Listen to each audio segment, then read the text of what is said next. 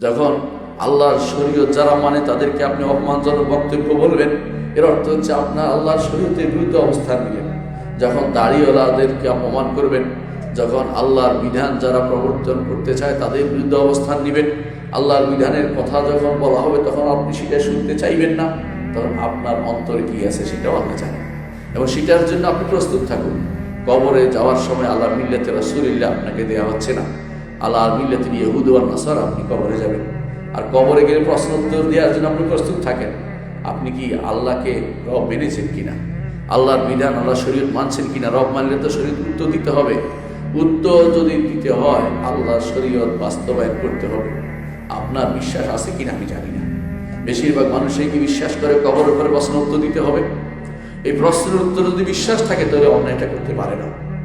আপনি যদি বিশ্বাস করতেন যে মুহাম্মদুর রাসূলুল্লাহ সাল্লাল্লাহু আলাইহি ওয়াসাল্লাম তিনি আপনার আদর্শ, তিনি তাকে মেনেই চলতে হবে, তাহলে আপনার সংবিধানে তার নামটি আল্লাহর পরেই মুহাম্মদুর রাসূলুল্লাহ সাল্লাল্লাহু আলাইহি ওয়াসাল্লামের নামটি থাকতো। আপনার এখানে থাকতো বিসমিল্লাহ ওয়াসসালাতু ওয়াসসালামু আলা রাসূলিল্লাহ। এইটা সংবিধানে না থাকলে অর্থ হচ্ছে আপনি এখন পর্যন্ত আল্লাহ তাআলা যে ঈমান আনতে বলেছেন সেই ঈমান আপনি আনেননি।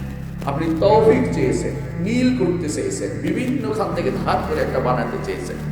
আপনি বানাতে চেয়েছেন ইয়াসা, আপনি চেঙ্গিস খানের নীতি অনুসরণ করে চলেছেন।